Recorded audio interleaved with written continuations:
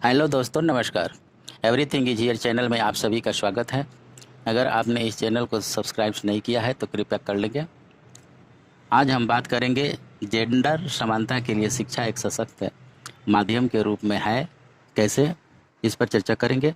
Gender समानता के लिए शिक्षा एक सशक्त माध्यम के रूप में अगर इस पर हम चर्चा करें तो पहला जो सवाल है वह यह उठता है कि समाज में जो जेंडर विभेद है उसे दूर करने का प्रभावी माध्यम क्या हो सकता है। और अधिकतर जवाबों में यह पाया गया है कि शिक्षा को सबसे प्रभावकारी माध्यम माना जाता रहा है। पर यह सवाल इस जवाब के साथ ख़त्म नहीं हो जाता, क्योंकि इससे एक और सवाल निकलता है कि शिक्षा की भूमिका जेंडर समानता लाने में है या कि जेंडर विभेद को बनाए रखने में है।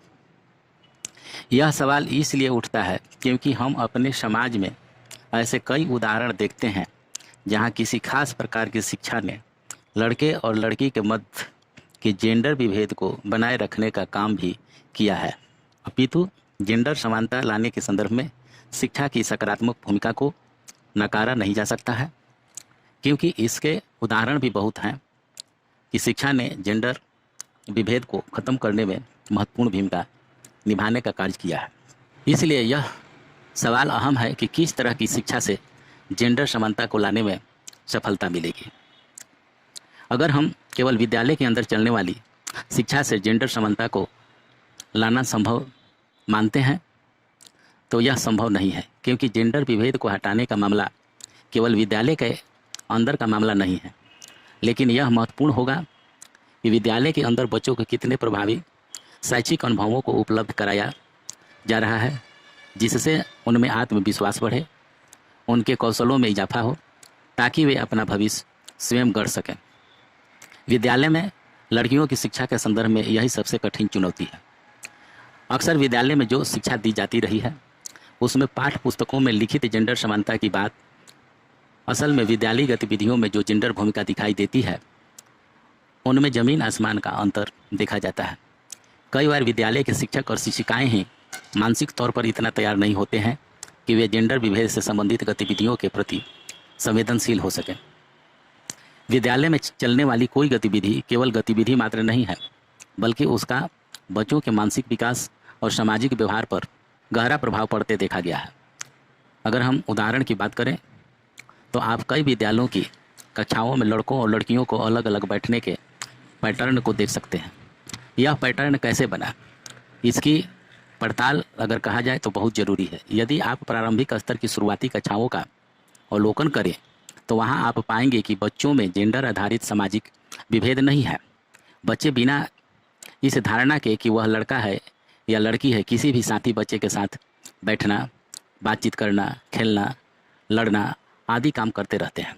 लेकिन जैसे जैसे कक्षाएँ बढ़ने लगती है तो आप इस बात को भी देखेंगे कि छठी, सातवीं, आठवीं आते आते कक्षा में जेंडर आधारित एक पैटर्न बन जाता है। लड़कों और लड़कियों की जगह के बीच फासला बन जाता है, उनके आपसी संप्रेषण का तरीका भी बदल जाता है। यह सब कैसे हुआ, इसका जवाब विद्यालय के अंदर की शिक्षा में खोजने पर नहीं मिलेगा। हमारी संस्कृति में एक जेंडर की अवधारणा बहुत गहरी पैठ बनाई हुई है। बड़े होने की प्रक्रिया में बच्चे उन गहरी मान्यताओं को भी सीखते हैं जो उनके विद्यालय में भी साथ साथ जाते और सीखने की प्रक्रिया के दौरान लिए गए प्रत्येक गौण या महत्वपूर्ण निर्णय के समय उभरते दिखाई देते हैं। उन लड़कियों के मामले में भी जो इन बाधाओं के बावजूद स्कूल पहुंची हो, विद्यालय की पाठचर्या की जो संरचना है वह भी जेंडर विभेद को बनाने में अहम भूमिका निभाती है। माध्यमिक पाठचर्या में जो अधिक आसान विकल्प माने जाते हैं, जैसे मानविकी, सामाजिक विज्ञान, गृह विज्ञान तथा भाषाएँ, ये विकल्प ही लड़कियों को उपलब्ध होते हैं। गणित, भौतिक शास्त्र, रसायन शास्त्र तथा जीव विज्ञान, उनकी प्रयोगशालाएँ उनकी सामाजिक दुनिया से काफ़ी दूर रहते हैं। इसी प्रकार अन्य पाठ्येतर गतिविधियों में भी उनके विकल्प नृत्य या गायन तक सीमित रहते हैं। बनिस्पत खेलकूद जैसी गतिविधियों के जिनमें व्यक्ति से शारीरिक क्षमताओं की मांग की जाती है।